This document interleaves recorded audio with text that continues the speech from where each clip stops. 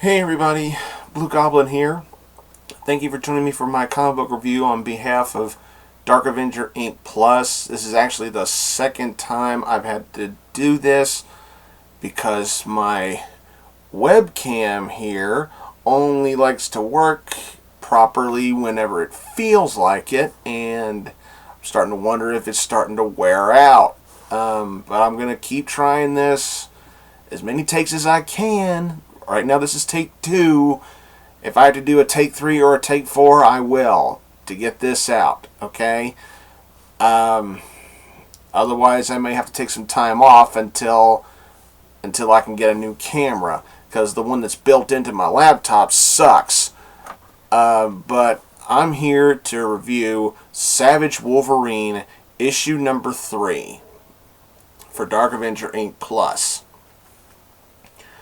Now, what I will say about this book is that I don't think this was as strong as issues 1 and 2 were. Excuse me. But this issue did have its goodness. Frank Cho, I will not dare diss any of his artwork. Not any of it. I love his artwork. Very, very nicely done. His dialogue skills, however, need some work. I mean, we're only 3 issues in. I'm already sick and tired of hearing Wolverine going cripes a lot. You know, and like Wolverine is like he's like in 14 or 15 separate books for the Marvel database, and this is the only book I know of where he goes cripes. Then again, I don't read everything Wolverine. But for what this was, it was really good. It starts off with some more storytelling involving Amadeus Cho, how he's being treated by the tribes of a particular tribe from the Savage Land. They are worshiping him. I mean, they're treating him like a god. And they're even offering women to him as gifts, as, you know, treats, if you will. And, you know, the tribal chief is like, "What is wrong? Do you like girls?" And he's like, and Amadeus is sitting there just googly-eyed going, "Yeah, I like." He's just being a typical dude, everybody. If I saw girls like that in front of me, I'd probably stutter a lot too and just go, "Yeah, I like it, giggity giggity." But very good stuff. It's, explaining to the tribe about his friend Calvin, and he explains exactly what Calvin is, and the tribe's like, "Huh?" And he's like, "Okay, Calvin is my spirit guide." And they're like, "Oh, okay." It's not a knee slapper, but it's funny enough to keep me interested. We catch up with Wolverine and Shanna in here. Kind of Shanna is just constantly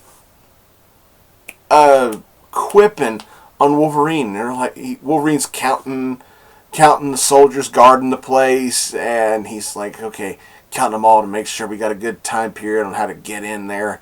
And she's like, "Why don't you count by Mississippi's?"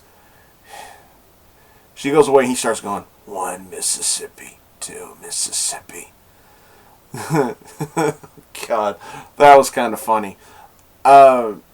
Some more action comes along. This particular book had a decent amount of action. Wasn't too heavy on it, but very nice, including a big spread of some great action here, just to show you just how bad it's getting for Logan and Shanna.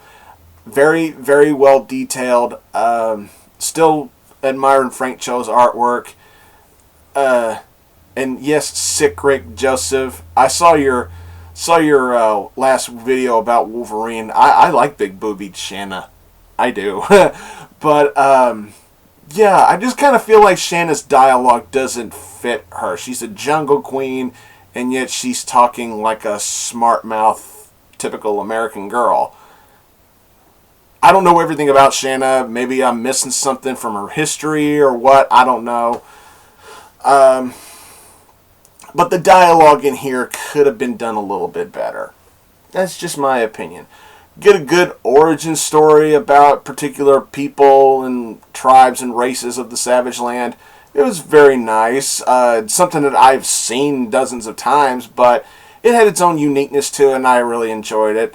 I will partially spoil the ending. Just partially spoil it. Things ain't looking too good for Shanna.